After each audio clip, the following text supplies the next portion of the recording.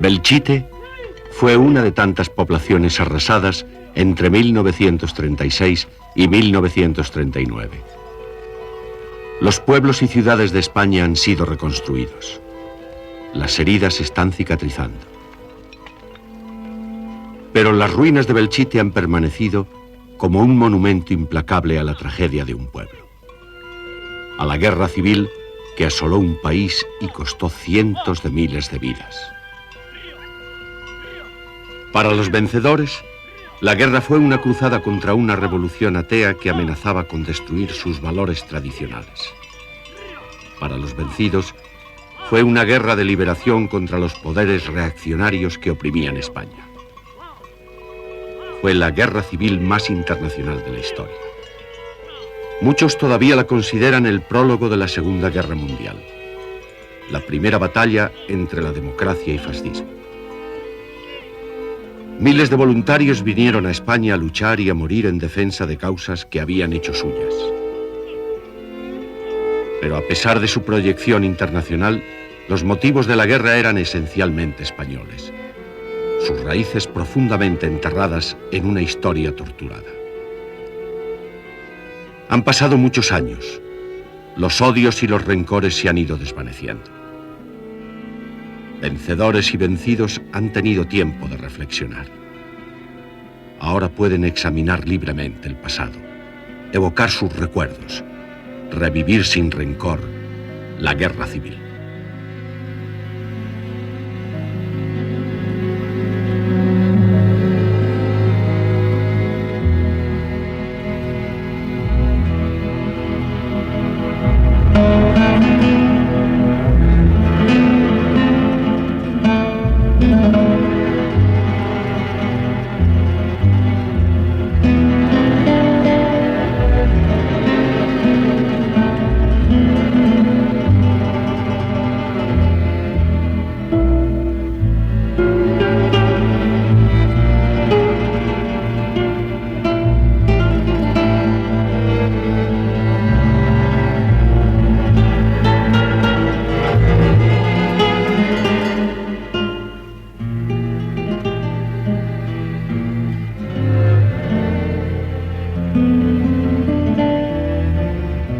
La Guerra Civil Española.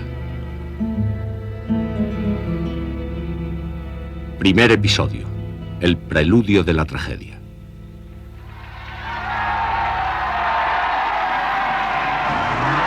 El 17 de julio de 1936. Los militares más conservadores se levantaron contra el gobierno de la República con el apoyo de un importante sector de la población.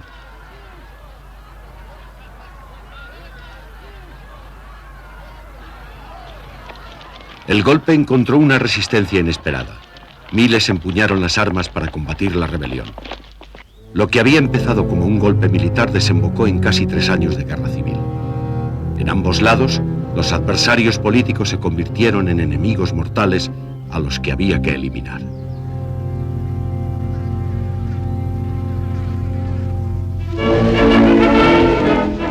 La República, la niña bonita.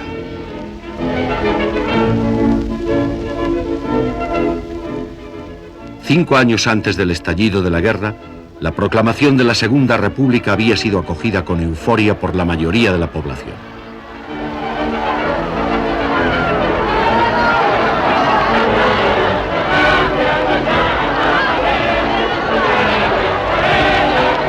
La monarquía se derrumbaba sin violencia. Para estas multitudes, la nueva república representaba la esperanza de una nueva España. Una España moderna y más justa. Habla Álvaro Delgado. Y allá nos fuimos, ¿no? Entonces era un día de abril primaveral, era un día templado y había hecho sol y entonces allá nos lanzamos, ¿no? Y camino de la Puerta del Sol había varias multitudes, ¿no? Camiones, los pocos automóviles que entonces había, tranvías, la gente iba mucho en tranvía, ¿no? Y luego, inesperadamente y sorprendentemente, habían aparecido banderas republicanas por todas partes, ¿no? Nadie supo de dónde había salido tal cantidad de metros de banderas republicanas.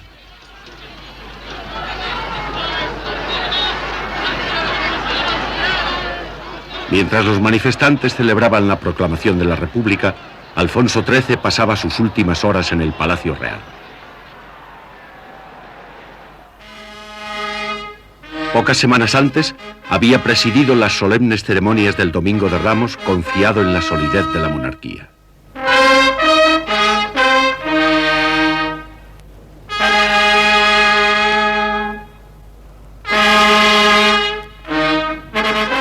Sin embargo, el rey estaba más aislado que nunca. La clase obrera lo consideraba el símbolo de la opresión. La clase media no le perdonaba su respaldo a los 7 años de dictadura del general Primo de Rivera. Incluso para la clase dirigente, la monarquía ya no representaba una garantía de continuidad. La escasa popularidad de la monarquía había quedado patente en la victoria de los candidatos republicanos en las principales ciudades durante las elecciones municipales del 12 de abril de 1931. El júbilo del pueblo y las escasas muestras de adhesión a la corona hicieron comprender a Alfonso XIII su aislamiento. Mientras el país celebraba la proclamación de la República, abandonó Palacio por última vez rumbo a un exilio voluntario.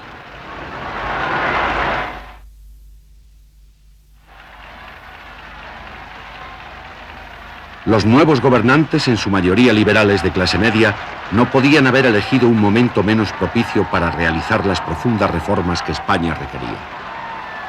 En el resto de Europa, las democracias parlamentarias estaban en crisis, debilitadas por la depresión económica mundial, amenazadas por los totalitarismos de izquierda y de derecha. Para la nueva democracia española el panorama era aún más sombrío. En una sociedad atrasada y profundamente dividida, la República había despertado unas expectativas de cambio que difícilmente podía satisfacer. En la euforia inicial, republicanos y socialistas confiaban en que su programa de reformas resultaría en la transformación que tantos españoles anhelaban. Justino de Azcárate formaba parte del primer gobierno de la República.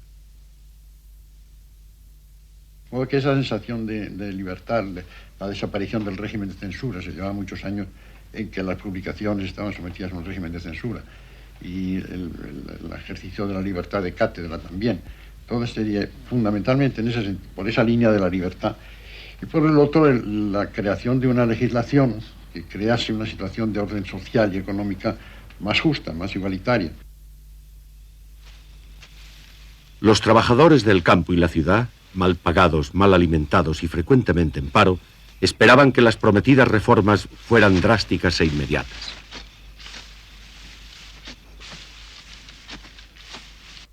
Narciso Julián era en esta época un joven socialista. Entonces, la llegada de la República significaba para la clase obrera una gran esperanza de que todas esas aspiraciones iban a ser satisfechas por la República, ¿no?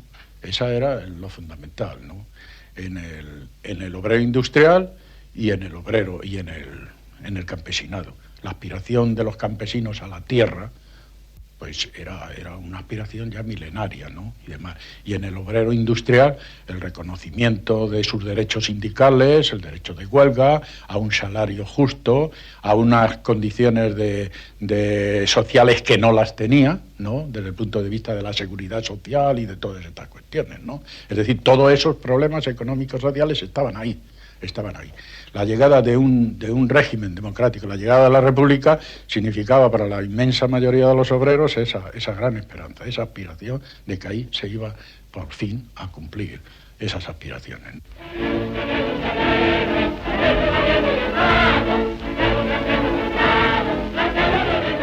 Poderosos intereses obstaculizaban las proyectadas reformas de la República.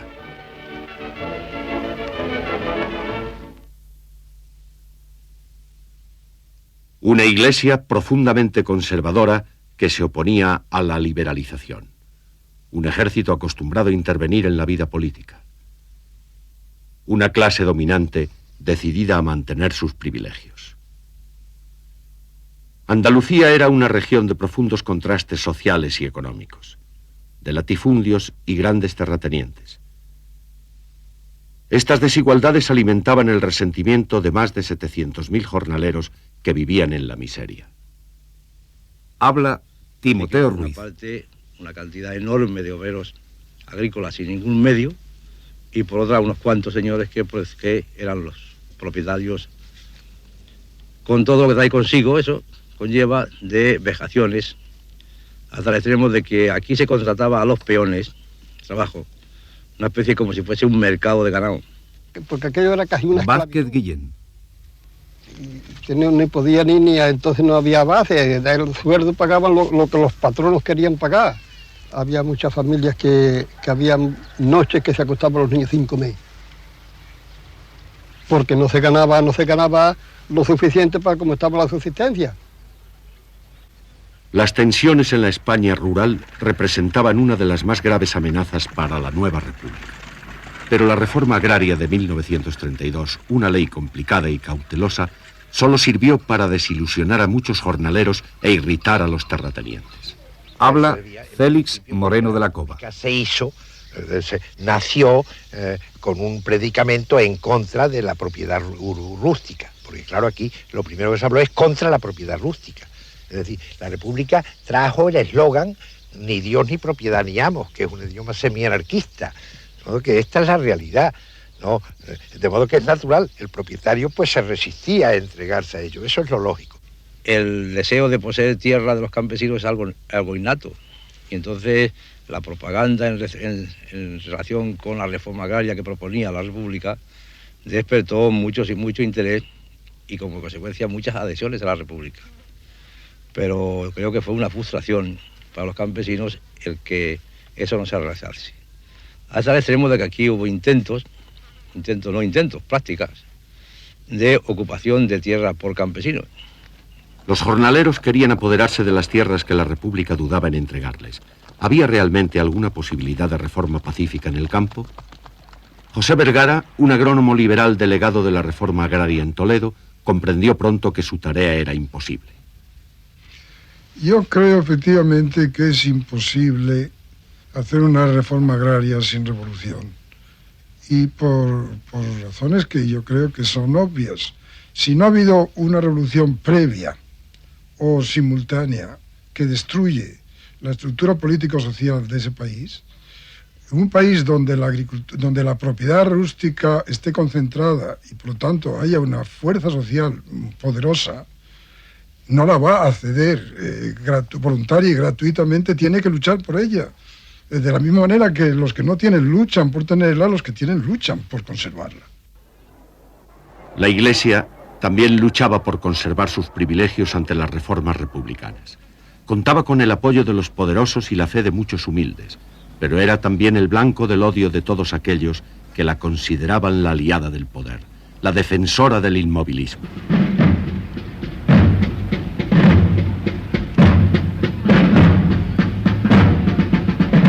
Se decía que los españoles andaban siempre detrás de sus sacerdotes con una vela o con una estaca. Los republicanos y socialistas en el gobierno estaban decididos a reducir el poder de la Iglesia.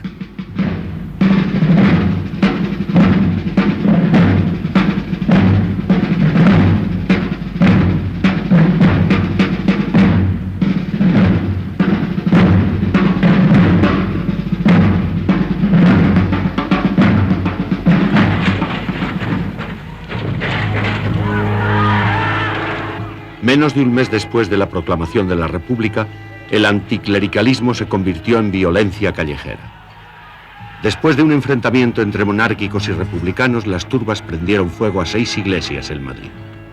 Habla Pilar Primo de Rivera. Habíamos ido a misa, donde habíamos hecho la primera comunión, donde nos habían bautizado.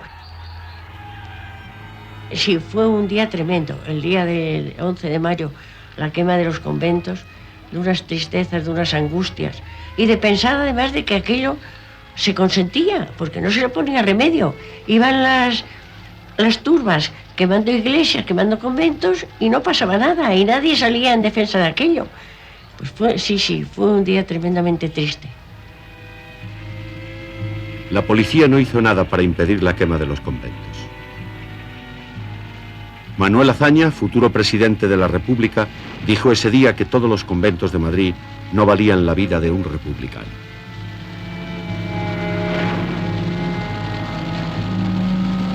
Los católicos practicantes no olvidaron ni perdonaron esta actitud de las autoridades. La Iglesia había perdido gran parte de su poder económico, pero mantenía su control sobre la educación. En un país donde casi la mitad de la población era analfabeta, La República tenía que romper el control de la Iglesia para crear un moderno sistema de enseñanza laica. En el primer año de la República se abrieron casi 10.000 nuevas escuelas. El arte y la cultura empezaron a llegar a todos los rincones de España.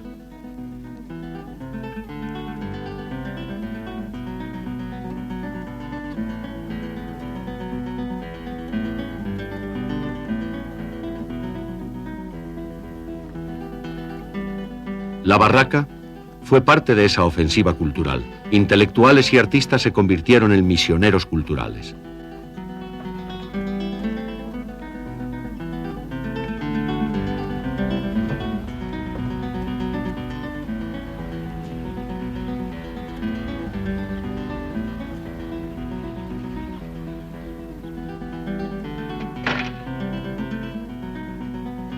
El poeta Federico García Lorca fue uno de los que llevó el teatro clásico por primera vez a las zonas más remotas del país.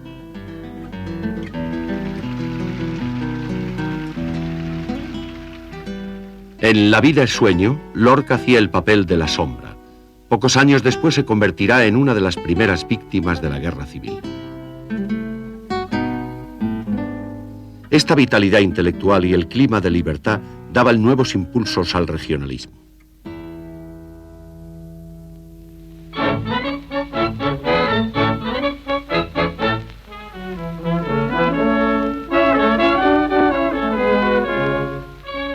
Histórica y culturalmente, Cataluña y el País Vasco eran las dos regiones más claramente diferenciadas del resto de España.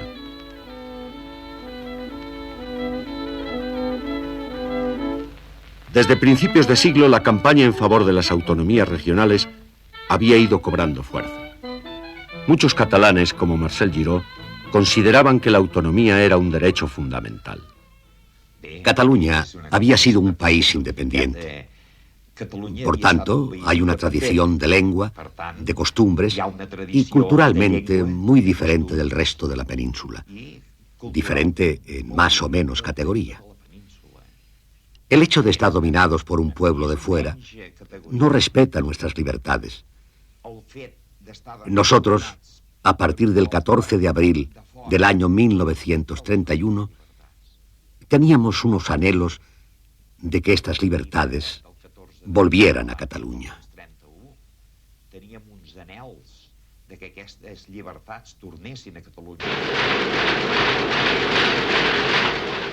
Cataluña y el País Vasco eran regiones más industrializadas y prósperas que el resto de España. Eran sociedades más avanzadas y cada día más descontentas ante el dominio de un centralismo anticuado.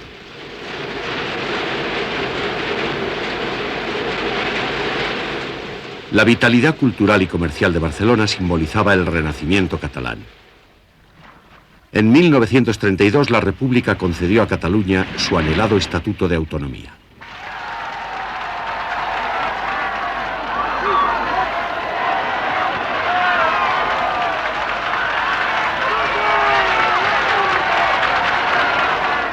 Manuel Díez Alegría y muchos otros militares estaban alarmados ante la perspectiva de autonomías regionales. Y luego tonterías ya de esas de molestar al que iba a Cataluña, haciéndole pasar por el aro de que tenía que hablar en catalán o poco menos. Todas estas cosas iban sumando y sí producían una sensación de que podían ir contra la unidad del país, puesto que ellos eran los primeros que se proclamaban sin rebozos separatistas, ¿no? La unidad de la patria obsesionaba a los militares. España había perdido todas sus colonias de ultramar. En los años 20, las guerras de Marruecos amenazaban sus últimas posesiones. Francisco Franco adquirió su reputación de brillante militar en esas campañas. A los 33 años ya era general. La República se proponía modernizar este ejército anticuado y con exceso de oficiales, uno por cada 9 soldados. El ejército veía las reformas republicanas con profunda desconfianza, pero era el proyectado Estatuto de Autonomía catalán lo que los militares conservadores consideraban como la amenaza más inmediata.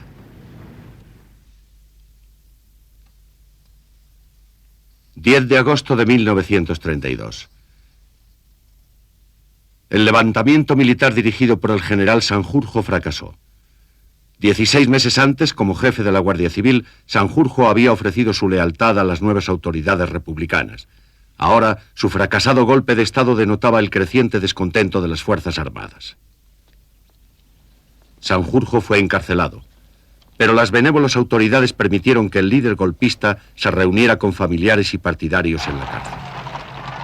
En Madrid, el fracaso del golpe fue celebrado con desfiles y manifestaciones de apoyo a la República.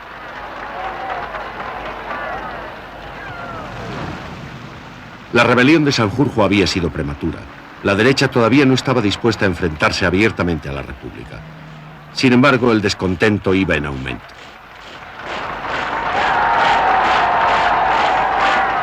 Entre la derecha cundía la alarma.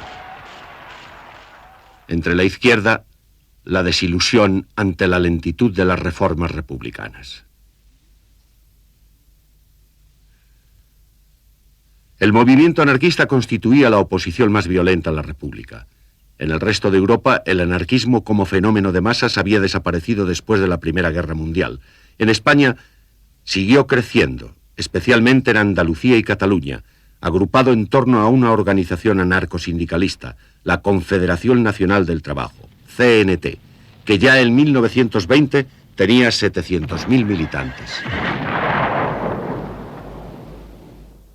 Su objetivo final era la total emancipación de los trabajadores. Su instrumento, la huelga revolucionaria. La intelectual anarquista Federica Montseny explica así las raíces de su movimiento. Yo creo que hay una idiosincrasia en el español por la mezcla de etnias diferentes, por las condiciones históricas de opresión por parte primero del feudalismo, después de una burguesía omnipotente, de un ejército que ha sido siempre algo que se ha proyectado como una sombra sobre España, de la presión de la Iglesia, por lo que sea, se ha ido creando un espíritu de constante rebeldía en el español que le ha llevado irresistiblemente hacia ideas de emancipación, hacia concepciones revolucionarias de la sociedad y de la vida. Los anarquistas se oponían a la República por principio. Rechazaban cualquier tipo de gobierno, ya fuera monarquía o república. Luchaban por una sociedad libre e igualitaria, sin Dios, sin amos y sin propiedad privada.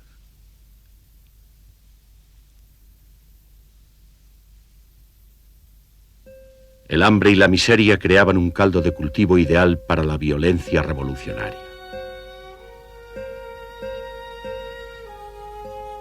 En enero de 1933, los anarquistas encabezaron levantamientos en varios pueblos andaluces.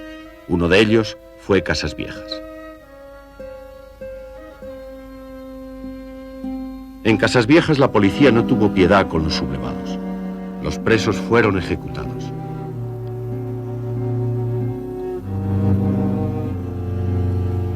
Una casa defendida por anarquistas fue incendiada y todos sus ocupantes murieron. Las autoridades republicanas fueron acusadas de haber organizado la matanza. Escándalos como el de Casas Viejas, la lentitud de las reformas y el creciente desempleo impulsaron a los socialistas a abandonar un gobierno desprestigiado. La crisis desembocó en las elecciones de 1933. La izquierda socialista creía cada vez menos en la posibilidad de llevar a cabo drásticas reformas en un sistema parlamentario. La derecha confiaba en que una victoria electoral le permitiría detener el proceso de reformas iniciado por la República.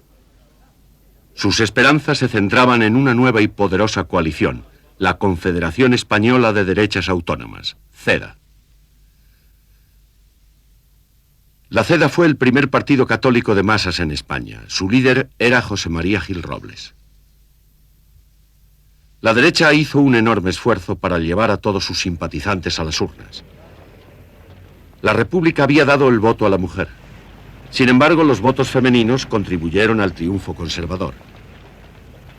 Las elecciones de 1933 convirtieron a la CEDA en el principal partido en las Cortes y a Gil Robles en el ídolo de la España conservadora. El gobierno dio un giro a la derecha. El proceso de reformas quedó paralizado. La izquierda estaba alarmada, convencida de que detrás de Gil Robles se escondía la amenaza del fascismo. Che oggi il popolo italiano e il regime fascista sono una unità compatta, infrangibile, formidabile, che può sfidare come sfida tutti i suoi nemici e anche lanciare del peggio. En 1934 el fascismo se extendía por Europa. Las dictaduras reemplazaban a las democracias parlamentarias. Los socialistas españoles temían que lo mismo ocurriera en España si la CEDA ocupaba el poder. En octubre de 1934, 3 ministros de la CEDA entraron a formar parte del gobierno y los socialistas se levantaron contra el poder constitucional.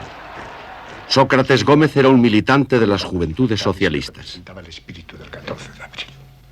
Que había habido un proceso de regresión muy grave en la política española y que estábamos, y éramos conscientes de ello, a punto de que se produjera una situación sin guerra civil, pero con el entronizamiento del fascismo en España, aunque más o menos disfrazado a través de figuras como la de Gil Robles, que después tiene otros planteamientos, y eso nos aconsejó el ir al movimiento huelguístico, que no tenía el carácter de un movimiento huelguístico de tipo reivindicativo, parcial, de salarios o horarios de trabajo, de cualquier otra naturaleza, sino que tenía un gran contenido revolucionario, con intención de conquista del poder.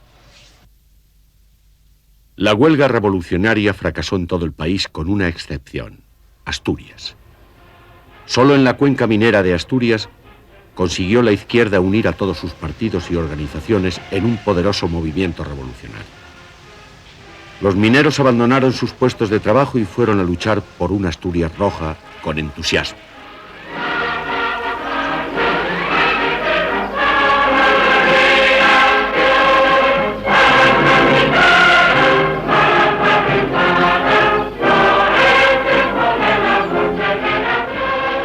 Habla Manuel Montequín.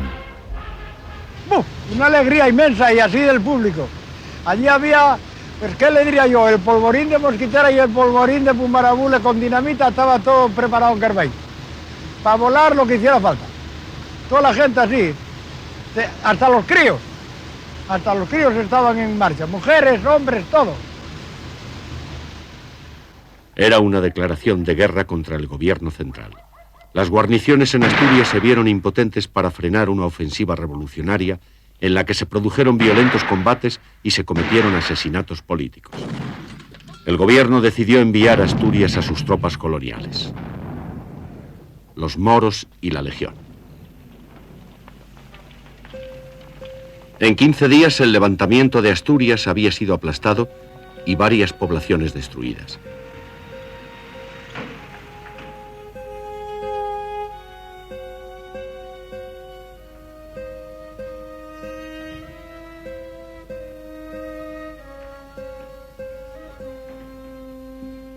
Desde Madrid, el general Franco había coordinado la ofensiva. La Guardia Civil y el Ejército actuaron sin contemplaciones contra los mineros derrotados. La Guardia Civil, el Ejército y algún cacique de pueblo que andaba con ellos, aquel estuvieron por allá, ¡pumba! Fueron los que los llevaron a todos. Y eso fue la causa de todo lo que ocurrió. Mataron a gente de todas clases, ¿eh? Casi 2000 personas murieron en la Revolución Asturiana, algunas de ellas ejecutadas sin previo juicio. Miles de republicanos y socialistas en toda España fueron encarcelados. La rebelión había fracasado en casi todo el país, principalmente por la falta de cohesión.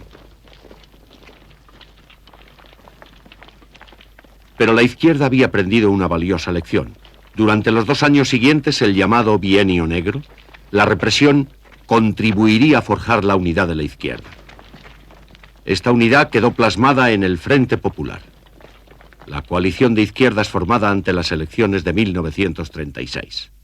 Los anarquistas no entraron a formar parte del Frente Popular, pero apoyaron la campaña para la liberación de los presos políticos. En la derecha, Gil Robles lanzó una agresiva campaña electoral, presentándose como la última defensa ante una inminente revolución bolchevique. El Frente Popular obtuvo una ajustada victoria.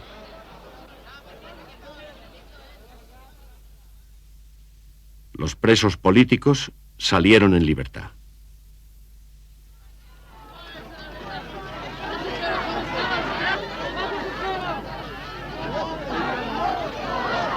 Dolores Ibarruri, la pasionaria, había sido elegida diputada por Asturias. Entonces yo fui a la cárcel. El director había oído. El subdirector estaba allá. Y le dije, hay que poner a los presos en libertad. Y dijo, yo no he recibido ninguna orden. Le dije, yo soy diputado por Asturias. Yo ya iba en plan grande, porque ya era diputado. Le dije, yo soy el diputado por Asturias y yo le ruego a usted que me dé las llaves, porque hoy mismo salen los presos a la calle. Y me dijo, téngalas. Yo iba por los corredores de la cárcel de Oviedo gritando, camaradas, todos a la calle. Fue emocionante, de verdad fue emocionante.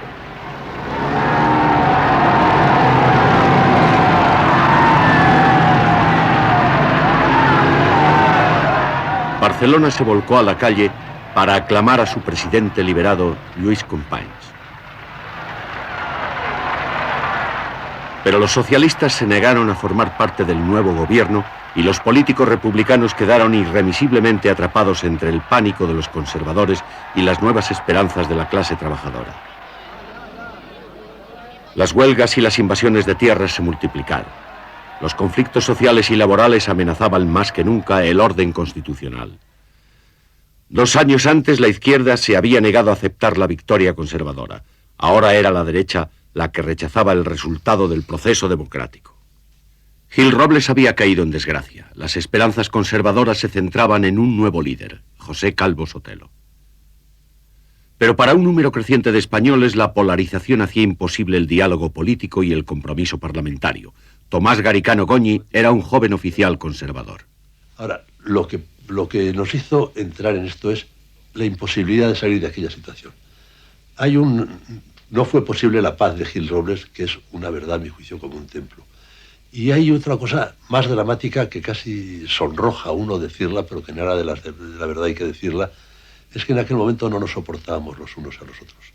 La tensión y la división había llegado a tal extremo que ver un socialista era ver pues poco menos que el demonio. Unos 15.000 militantes juveniles de la CEDA abandonaron el partido para unirse a un movimiento más combativo, la Falange, fundada por José Antonio Primo de Rivera en 1933.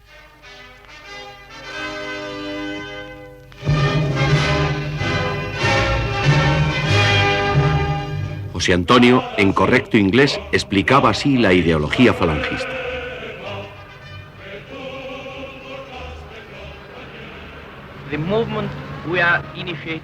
El movimiento que estamos iniciando en España no es una copia de movimientos extranjeros. Ha aprendido del fascismo lo que el fascismo tiene de la idea de unidad, autoridad y sustitución de la lucha de clases por la idea de cooperación. La polarización y el clima de violencia contribuyeron al crecimiento de la Falange. En marzo de 1936, José Antonio fue detenido y las oficinas de Falange clausuradas. Aún así, la violencia callejera y los crímenes políticos siguieron en aumento.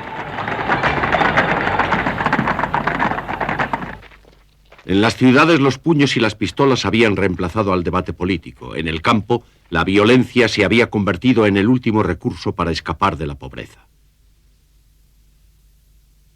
La paciencia de los jornaleros extremeños se había agotado.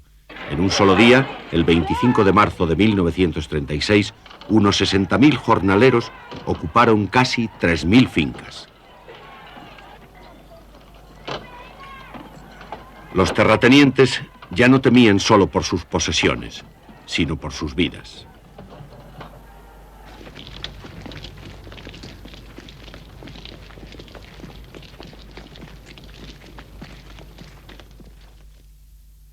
El descontento popular tenía el signo opuesto. En Navarra, el feudo carlista de campesinos profundamente conservadores, dispuestos a defender Dios, patria y rey hasta la muerte. Los carlistas se habían rebelado contra la monarquía liberal en el siglo XIX. Ahora se disponían a enfrentarse a una república que consideraban roja y atea. Para un número creciente de militares, el golpe de Estado era la única forma posible de restablecer el orden. Advertido de las conspiraciones militares, el gobierno decidió enviar a los generales más abiertamente derechistas lejos de la península.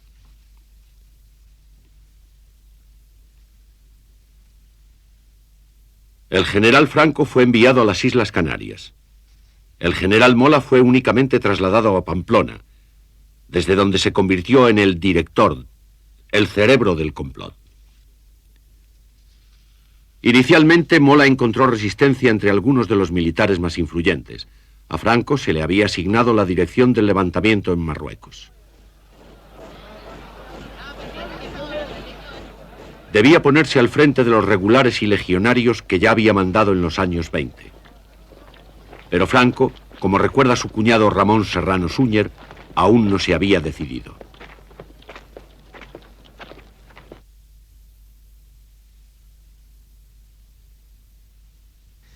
Franco pensó siempre en que estaba obsesionado con el comunismo, desde luego, y que había que cortar el paso al comunismo. Pero cuando llegó la hora, todavía él creía que no era tan inminente el peligro. Él estaba muy tranquilo en Canarias, él no tenía prisa.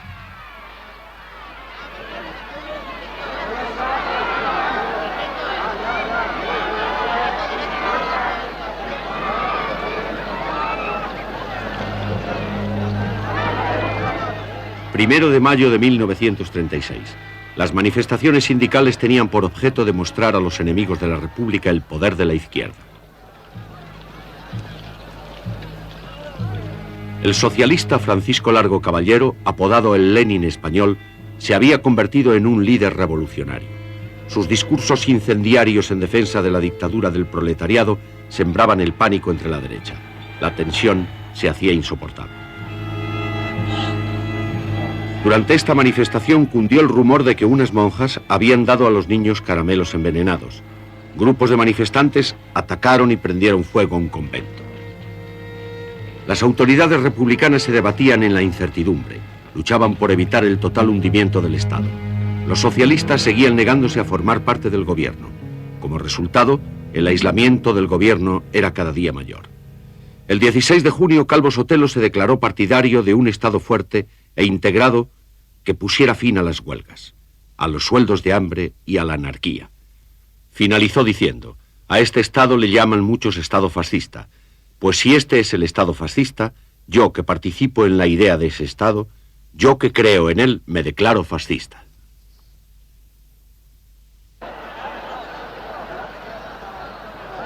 El 7 de julio de 1936, como cada año, se iniciaron las fiestas de San Fermín en Pamplona. El general Mola aprovechó la ocasión para convocar a sus emisarios. Yo recibí una comunicación de un amigo mío en la que me decía que estaban todos allí, que lo estaban pasando muy bien, que por qué no iba, que todos los años iba y que ese año no iba. Y entonces era esto la frase que yo tenía que recibir para ir allí.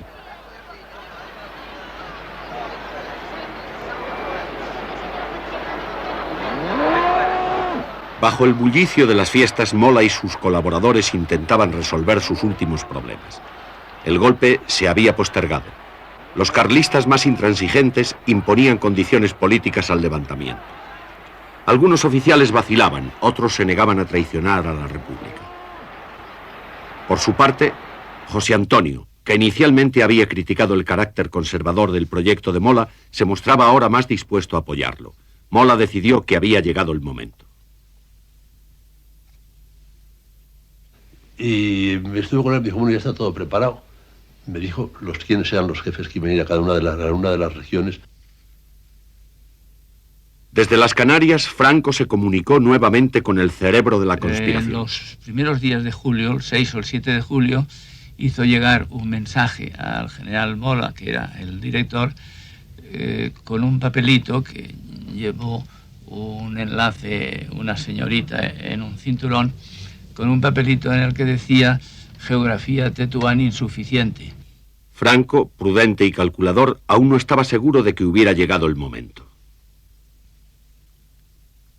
Lo que produjo una gran contrariedad al director, a Mola, y una gran irritación.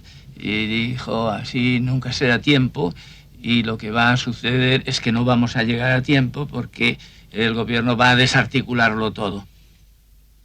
Aún así, el plan para trasladar a Franco a Marruecos siguió adelante. El contacto de Mola en Londres localizó a un piloto independiente, el capitán Webb, en el aeropuerto de Croydon.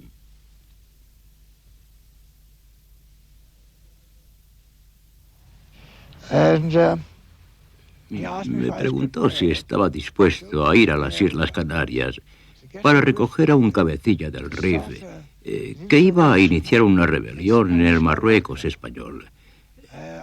Yo pensé, qué idea deliciosa, qué gran aventura. Webb despegó de Croydon el 11 de julio.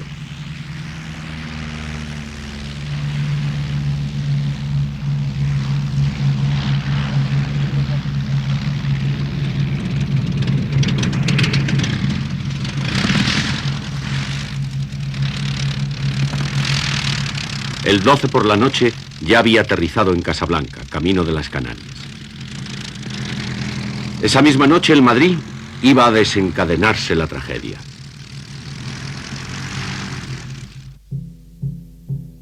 Todo comenzó aquí, en casa del teniente de la Guardia de Asalto José Castillo. Castillo ya había recibido amenazas de muerte de la ultraderecha.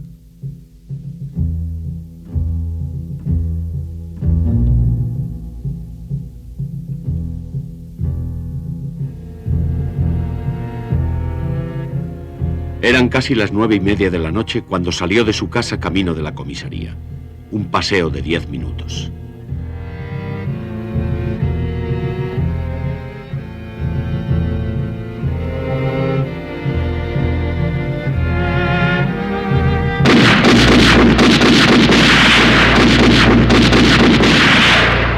No pasó de la esquina. La noticia del asesinato llegó rápidamente a los otros oficiales de la Guardia de Asalto. Indignados, los oficiales exigieron de las autoridades una lista de sospechosos a los que detener. El sobre con la lista llegó a la comisaría de Pontejos cerca de la Puerta del Sol. El teniente León Lupión repartió los nombres. A los oficiales que había por aquí les fuimos entregando 2 o 3 nombres. Y cada uno salió con un coche y unos guardias a esa misión. Y al final de todo, en esta parte, exactamente, estaba la camioneta 17. La camioneta 17 fue la última en partir. Nadie sabe la lista de detenciones que llevaba. Lo único seguro es que la camioneta se dirigió a la casa de José Calvo Sotelo.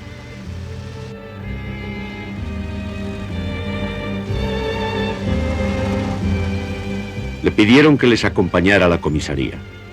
Prometió a su familia que telefonearía, a no ser, dijo, que estos señores me maten.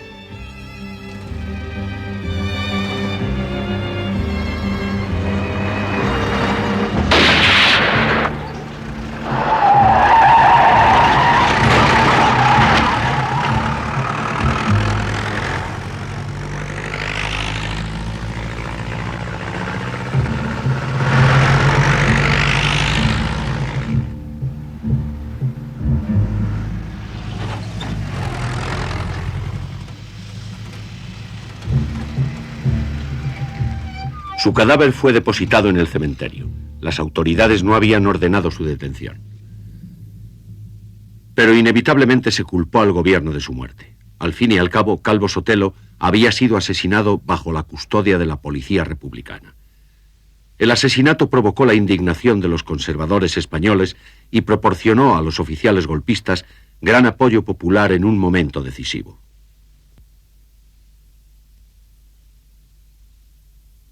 Entonces, todas las dudas y vacilaciones que aún existían con respecto a la posibilidad de pronunciarse ya o de esperar algo más para que la descomposición fuera mayor y la justificación también mayor, esas dudas desaparecen. Pocas horas después del crimen, Mola envió un telegrama en clave a los otros conspiradores. El pasado día 15 a las 4 de la mañana, Elena dio a luz un hermoso niño. El mensaje contenía la fecha, la hora y el lugar de la sublevación. El 18 de julio a las 17 horas en Marruecos. El gobierno sabía que el estallido podía producirse en cualquier momento, pero no adoptó las medidas necesarias para evitarlo. Mientras tanto, los partidos de izquierda y los sindicatos se preparaban para resistir el levantamiento. A medianoche, Indalecio Prieto y otros socialistas visitaron al primer ministro Casares Quiroga para pedirle que entregara armas al pueblo. Casares Quiroga se negó, temiendo que el gobierno republicano fuera a perder su última posibilidad de mantener el orden. En la madrugada del 14 de julio, el capitán Beb despegó de Casablanca rumbo a las Canarias. Esa misma mañana los entierros del teniente Castillo y de Calvo Sotelo simbolizaban la inexorable división de la sociedad española. Los puños en alto rendían homenaje a Castillo. Los saludos fascistas daban el último adiós a Calvo Sotelo. Ya no había posibilidad de reconciliación.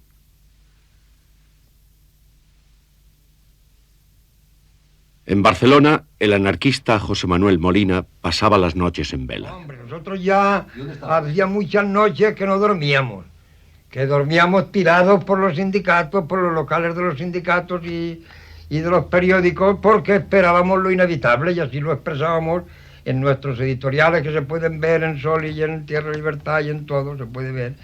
No dormíamos porque veíamos lo inevitable del golpe militar que se preparaba. El líder catalán Josep Tarradellas visitó en Madrid a un primer ministro que continuaba ignorando la gravedad de la situación.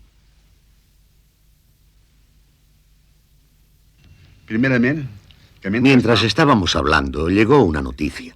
Llegó un télex de que en Marruecos empezaba a haber unos generales que no estaban conformes.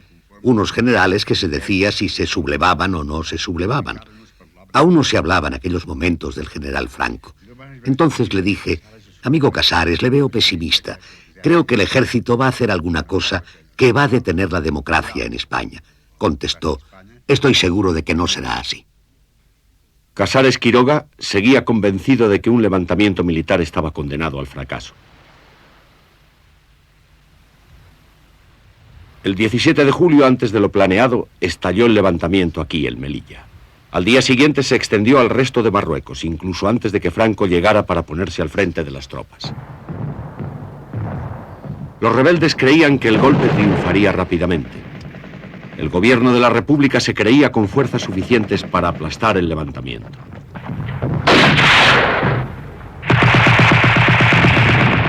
Ambos bandos estaban trágicamente equivocados. El levantamiento se extendió a la península. Finalmente, el gobierno repartió armas a partidos y sindicatos que lucharon junto a militares y policías leales y aplastaron la rebelión en casi todas las principales ciudades.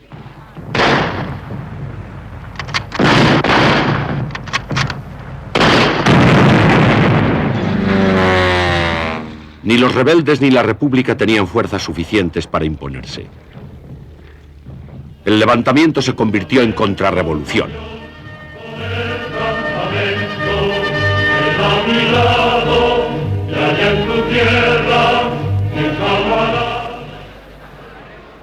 Frente a ella, los miles de obreros armados defendían una España no solamente republicana, sino revolucionaria. Ya no había forma de prevenir el conflicto que había de devastar España. Ya no podía haber pactos ni compromisos. Nada podía salvar a España de una guerra civil.